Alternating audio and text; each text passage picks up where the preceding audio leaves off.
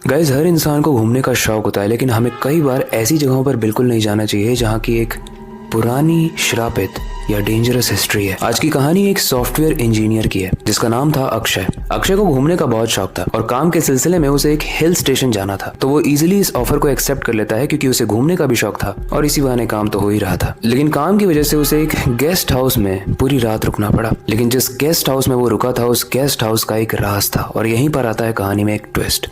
लेकिन वो जानने से पहले, हेलो गाइस, मेरा नाम है अविनाश कुमार और आप देख हॉरर स्टोरीज। अक्षय एक प्राइवेट फिल्म के लिए काम करता था और एक प्रोजेक्ट के काम के लिए उसे एक उत्तराखंड के हिल स्टेशन जाना पड़ा। वहाँ के जो आसपास के होटल्स थे वो पूरे तरीके से बुक थे, पूरे फुल थे, जिसकी वजह से वो वहाँ पे स्टे नहीं कर पाया। तो उसका ड्राइवर उसे एक गेस्ट हाउस में ले गया, एक गेस्ट हाउस जो पूरे तरीके से सुनसान जगह पर था। उस गेस्ट हाउस का नाम था मल्हार निवास। अब बाहर से देखने में तो ये एक ब्रिटिश बंगलो लग रहा था, मतलब बहुत पुराने समय का, लेकिन फिर भी ऑब्वियसली कोई ऑप्शन तो था नहीं और काम भी करना है और एक्सप्लोर भी करना है, तो ये सब कुछ करना ही है। तो वो गेस्ट हाउस के अंदर जाता है।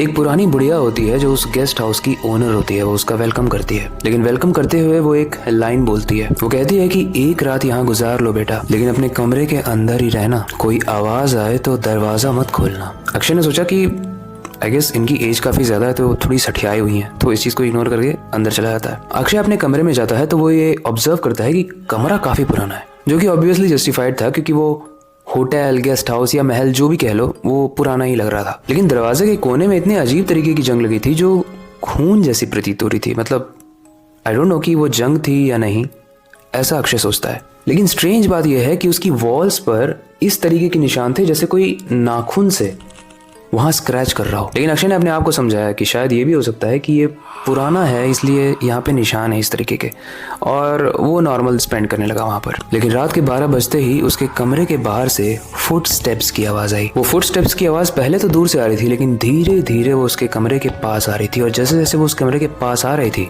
फुट स्टेप्स की आवाज बहुत ही हैवी होने लगी। ऐसा लग रहा था कि वो अब उसके कमरे के अंदर एंटर कर देगी। लेकिन फिर भी अक्षय को क्यूरियोसिटी होती है और जो डोर के अंदर एक छोटा सा होल होता है, वो उसके पास अपनी आंख लगाकर देखने लगता है कि बाहर क्या चल रहा है। तभी उसे एक शेडो दिखती है, एक शेडो जिसकी गर्दन टेढ़ी है, एक इंसान जैसी शेडो थी वो। उसके हाथ काफी लंबे हैं और वो इधर उधर देख रहा है, चीजों को ऑब्जर्व कर रहा है। वो कौन है नहीं पता, उसने कभी देखा भी नहीं उसे इस गेस्ट हाउस में। अब जैसे ही अक्षय उस शेडो को देखता है, वो शेडो भी उसकी तरफ गर्दन मोड़ कर देख लेती है बिना अपने धड़ को मोड़े, और एकदम से उसके दरवाजे पर आके बहुत तेजी से कहता है, वो कहता है, दरवाजा खोलो, मेहमान का स्वागत करना है। अक्षय ने दरवाजा नहीं खोला, लेकिन ये देखने के बाद उसका दिल बहुत तेजी से धड़कने लगा। फट गई उसकी, ऐसी की तैसी हो गई। जैसे जैसे करके वो रात में तो सो गया, लेकिन जब सुबह उठा तो उसने गेस्ट हाउस के ओनर से बात की और उसे ये सारा इंसिडेंट बताया। ये सुनते ही उस गेस्ट हाउस की ओनर की आंखों में साफ साफ डर दिख रहा था।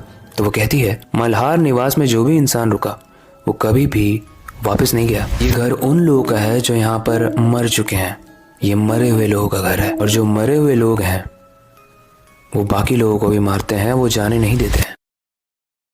अक्षय फिर उनकी बात समझ नहीं पा रहा था कि स्टार्टिंग में तो ये बुढ़िया थोड़ी बेवकूफ़ और अनसाउंड लगी रही थी और अब ये और ज़्यादा अजीब बात कर रही है। तो उसे लगता है कि ये सिर्फ एक कहानी होगी। लेकिन उस दिन उसने एक अजीब सी बात नोटिस की। उसने गेस्ट हाउस में एक फोटो फ्रेम लगी हुई देखी लिविंग रूम में, जिसमें एक इंसान था जो उस एग्जैक्टली उस शेडो की तरह दिख रहा था जो उसने उस होल से देखा था। और उस फोटो के नीचे कैप्शन में लिखा हुआ था, मल्हार निवास का पहला मेहमान राजवीर 1923। गाइस, अक्षय समझ चुका था कि वो इस घर में एक गेस्ट बन के नहीं आया है, बल्कि उस मरे हुए लोगों की काउंटिंग बढ़ाने आया है, खुद भी उसमें शामिल होके, और उसे जल्दी से वहां से निकलना चाहिए क्योंकि अभी तक उसमें 19 लोग मरे थे और 19 फोटो फ्रेम लगे हुए थे।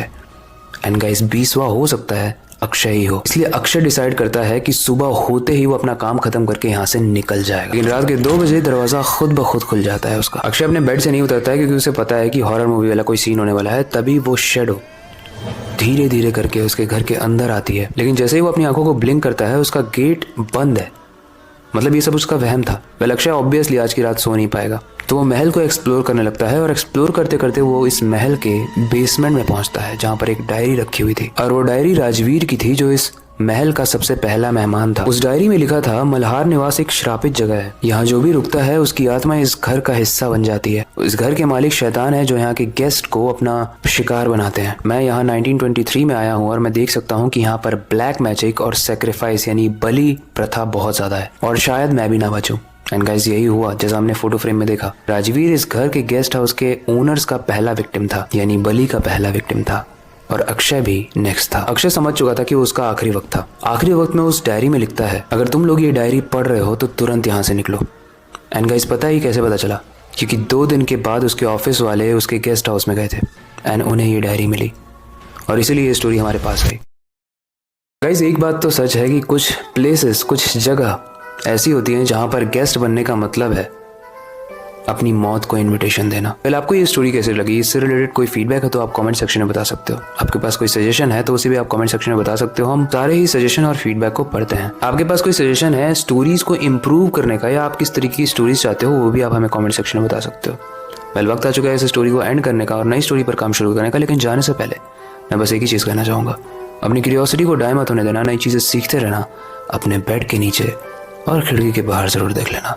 मिलते हैं अगली वीडियो में।